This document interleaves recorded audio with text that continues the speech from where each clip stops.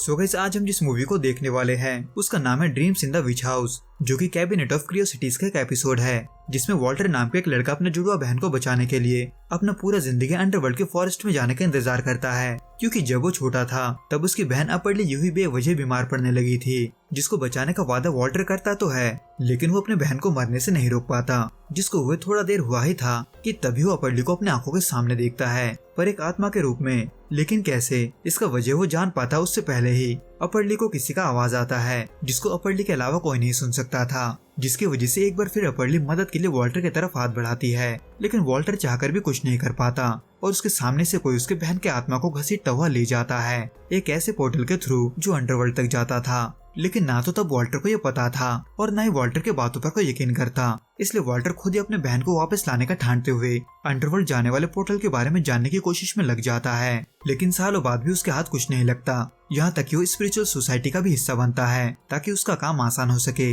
In short, Walter उन psychic लोगों के शो पर भी जाता है जो ये दिखावा करते थे कि वो आत्माओं से बात कर सकते हैं, लेकिन वो सभी फ्रॉड के अलावा कुछ नहीं निकलता, जो कि वॉल्टर को हमेशा मायूस कर देता। जिसमें इसी दौरान स्पिरिचुअल सोसाइटी से भी उसे निकाल दिया जाता है, क्योंकि इतने सालों में वॉल्टर अपने बातों को साबित नहीं कर पाया था, जिसकी वजह से स्पिरिचुअल सोसाइटी वाले उसको फंडिंग भी बंद कर देते हैं। लेकिन उसका दोस्त फ्रैंक, जो हमेशा से वॉल्टर का भलाई चाहता था, वो इस बार भी वॉल्टर के लिए एक जॉब ढूंढ कर लाता है। लेकिन वॉल्टर है कि उसको ना बोलते हुए फिर से अपने खोज में लग जाता है, जहाँ इसी दौरान वो एक दिन बार में कुछ लोगों को दूसरे डायमेंशन और पोर्टल के बारे में बात करते हुए सुन लेता है। इसलिए एक बार फिर वो उनके पीछे जाने में देर नहीं लगाता, जो कि खुशकिस्मती से इस बार कोई फ्रॉड भी नहीं था, यानी कि वो लोग वॉल्टर को वाकई में अंडरवर्ल्ड भेज सकते थे, जिसके लिए वो कैक्टस के फूलों से निकले हुए रस का इस्तेमाल करते हैं, जिसको वो लिक्विड गोल्ड बोलते थे। हालांकि लिक्विड गोल्ड का असर ज्यादा देर तक नहीं रहता, लेकिन वो वॉल्टर को अंडरवर्ल्ड के फॉरेस्ट में भेजने के अलावा वॉल्टर को उसके बहन को ढूंढने जितना वक्त दे देता है। हालांकि वॉल्टर अपरली को अपने साथ नहीं ला पाता, लेकिन अब जब उसने अपरली को ढूंढ लिया था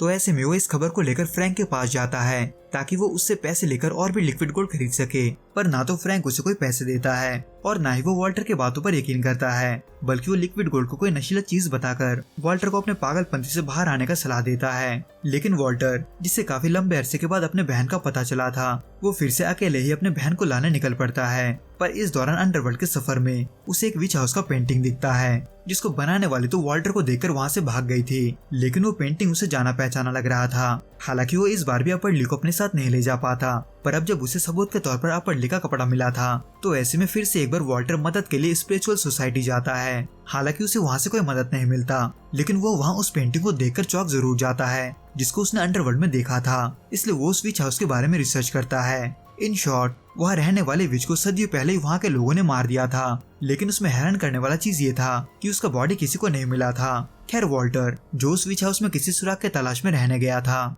उसे उस विच का घर बड़े ही खराब हालत में मिलता है, जहाँ उसके अलावा एक और किराएदार रहती थी, लेकिन वो बाहर बहुत ही कम आती थी। वैसे तो वॉल्टर को वहाँ के दीवारों में बने हुए विचक्राफ्ट के सिंबल को देखकर ही यकीन हो जाता है कि वो अपरली को वापस ला सकता है, पर इससे पहले कि वो ऐसा करता, आधी रात को वॉल्टर से मिलने को आता है, जो कि होती है वही विच जो सदियों पहले मर चुकी थी। वैसे तो वॉल्टर हिलने की बहुत कोशिश करता है, पर वो मानो जम सा गया था। इन शॉर्ट, वहाँ वो विच वॉल्टर को देखकर बहुत खुश थी, क्योंकि उसे एक रिचुअल के लिए वॉल्टर चाहिए था ताकि वो खुद को और अपने सर्वेंट को फिर से जिंदा कर सके, जिसका पता वॉल्टर को तब चलता है जब वो होश में आने के बाद दीवार पर बने हुए सिंबल को गौर से देखता है। इन शॉर्ट, उस विच को फिर से जिंदा होने के लिए जुड़वा भाई बहन का तलाश था, जिसमें से अपरली तो उसे मिल चुकी थी और जो बचा हुआ था वो था वॉल्टर। पर वो इन सब का परवाह ना करते हुए लिक्विड गोल्ड की मदद से एक बार फिर अंडरवर्ल्ड जाता है, लेकिन इस बार वो अपरली को पीछे नहीं छोड़ता, बल्कि वो उसे अपने साथ जिंदा लोगों की दुनिया में ले आता है, बिना ये जाने कि इसका कॉन्सिक्वेंसेस क्या होगा, जो कि अपने बहन के साथ अंडरवर्ल्ड से लौटा ही था कि तभी उस विच का सर्वेंट यानी कि जंकिन्स उनके पीछे पड़ जाता है, जिससे बचने के लिए वॉल्टर बिना सोचे समझे उस दूसरे किराएदार के पास जाता है जो वहाँ पहले से रहती थी। इन शॉर्ट, ये दरअसल वही औरत थी जिसको वॉल्टर ने अंडरवर्ल्ड में पेंटिंग करते हुए देखा था, जो असल में उस विच के डर से उसके ऑर्डर पर उन पेंटिंग्स को बनाती थी, जो वहाँ अपरली को देखकर घबरा जाती है, खास करके इसलिए कि वॉल्टर अपरली को अंडरवर्ल्ड से वापस लाने के चक्कर में वहाँ का दरवाजा खुला छोड़ाया था, जिससे वो विच भी जिंदा लोगों की दुनिया में आ सकती थी। इसलिए वो सभी मदद के लिए पास के चर्च जाते हैं, पर वहाँ की सिस्टर वॉल्टर के कारनामे की वजह से पहले ही उनका मदद करने से मना कर देती है, क्योंकि वो जानते थे कि वो विच कितनी ताकतवर है। लेकिन आखिर में सिस्टर उन्हें चर्च में रुकने का परमिशन दे ही देती है, जहाँ वॉल्टर अपने मदद के लिए फ्रैंक को भी बुलाता है। लेकिन इससे पहले कि वो और कुछ कर पाता, उतने में वो विच न सिर्फ जिंदा लोगों की दुनिया में आ जाती है, बल्कि वो वॉल्टर को लेने चर्च के बाहर तक आ चुकी थी। जो वहाँ के सिस्टर को मारते हुए वॉल्टर को अपने शक्ति से बाहर खींचकर उसे अपने साथ रिचुअल को पूरा करने ले जाती है। लेकिन इससे पहले कि वो अपने छड़ी से वॉल्टर का जान ले पाती,